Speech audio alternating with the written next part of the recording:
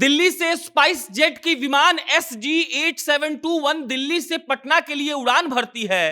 8:25 पर पटना हवाई क्षेत्र में स्पाइस जेट की विमान दाखिल होती है, लेकिन पटना लैंड करने के बजाय उस विमान को भोपाल डाइवर्ट कर दिया जाता है। जो यात्री पटना के लिए आने वाले थे, जो यात्री पटना पहुंचने का ख्वाब देख रहे थे, वो लोग जब उठते हैं तो मालूम पड़ता है कि पटना के बजाय स्पाइस जेट की वो विमान भोपाल में लैंड कर गई है। और वजह यह है कि वहां कोहरा बहुत ज्यादा था। आप समझिएगा इस बात को। सुबह 8:25 पर मात्र 600 मीटर डिस्टेंस वो पायलट देख पा रहा था, और उसके बाद यह निर्णय लिया गया कि वो फ्लाइट पटना लैंड नहीं करेगी, अपितु उस फ्लाइट को भोपाल में लैंड कराया जाएगा, क्योंकि वहां की विजिबिलिटी पटना एयरपोर्ट की विजिबिलिटी के मुताबिक ठीक थी।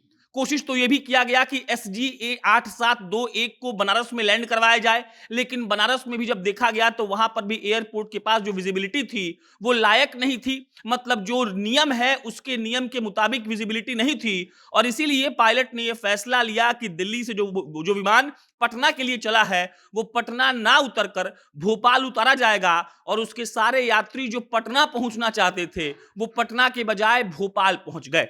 लोगों ने थोड़ा बहुत हो हल्ला किया, लेकिन कोहरे का क्या किया जा सकता है। कोहरे को लेकर लोगों को समझाया गया और लोग आखिरकार मान भी गए। मतलब ये कि ठंड बढ़ गई है, और ठंड के साथ साथ कोहरा भी अपना जलवा दिखा रहा है। और जलवा ऐसा है कि जिस फ्लाइट को पटना एयरपोर्ट पर उतरना था वो फ्लाइट भोपाल चली गई। पटना में 20 मिनट तक हवा में वो फ्लाइट उड़ी। वो पायलट इस बात को बार बार चेक कर रहा था कि अगर विजिबिलिटी ठीक हो जाए तो हम उतर जाएं। 20 मिनट हवा में उड़ने के बाद भी जब यह तय हो गया कि विजिबिलिटी ठीक नहीं होगी, फ्लाइट को पटना एयरपोर्ट पर नहीं उतारा जा सकता है, तब मजबूरी में पहले उस फ्लाइट को बनारस ले जाया गया। बनारस में भी उतारने का प्रयास हुआ, लेकिन बनारस की भी विजिबिलिटी ठीक नहीं थी। और उसके बाद 8721 फ्लाइट नंबर जो स्पाइस जेट की है, जो दिल्ली से उड़ान भरकर पटना आने वाली थी, उसको भोपाल के लिए डाइवर्ट कर दिया गया। और भोपाल में जब उस फ्लाइट की लैंडिंग हो गई और जब ये क्लियर हो गया कि पटना एयरपोर्ट पर विजिबिलिटी ठीक है, तब उसको भोपाल से पटना लाया गया।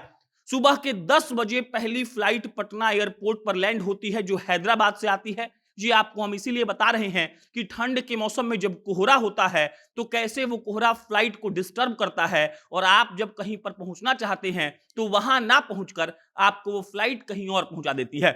रविवार को एक फ्लाइट नहीं, 2 फ्लाइट डाइवर्ट किया गया। एक फ्लाइट बंबई से भी स्पाइस जेट की आ रही थी, जिसको दरभंगा में लैंड होना था, लेकिन दरभंगा का जो विजिबिलिटी था वो इतना कम था कि उस फ्लाइट को उतरना पड़ा पटना एयरपोर्ट पर।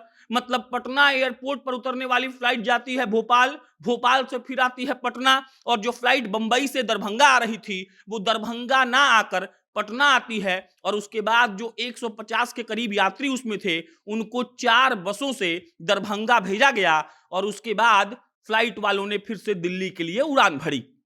आप समझिएगा, कोहरा के चलते फ्लाइट डिले होना शुरू हो चुका है।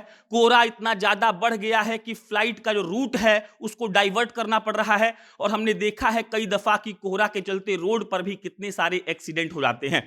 अगर हम लोग वेदर रिपोर्ट की माने तो अगले 2 से 3 दिन में बिहार में ठंडा डबल हो जाएगा। मतलब अभी जितना टेम्परेचर है उसका टेम्परेचर उतना गिर जाएगा, और इसके बाद जब ठंड अपने चरम सीमा पर पहुंचेगी तब आप समझ लीजिए कि कितना कोहरा होगा।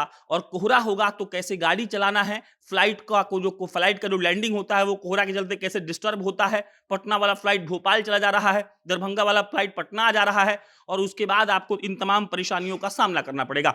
बहरहाल कोशिश करिए कि फ्लाइट में कम सफर करिए। कोशिश करिए कि जो आप रोड पर गाड़ी चला रहे हैं तो धीरे चलाइए। ये कोहरा आपकी जान ले सकता है, और अगर आप सतर्क नहीं रहेंगे तो बिल्कुल आप मुसीबत में पड़ जाएंगे। आपके हम ठीक ठाक रहने की कामना करते हैं, और ये भी कामना करते हैं कि ठंड से आप बचे रहे। बाकी कोई अपडेट आएगा तो आपको हम इत्तला करेंगे। मेरा नाम प्रशांत राय है।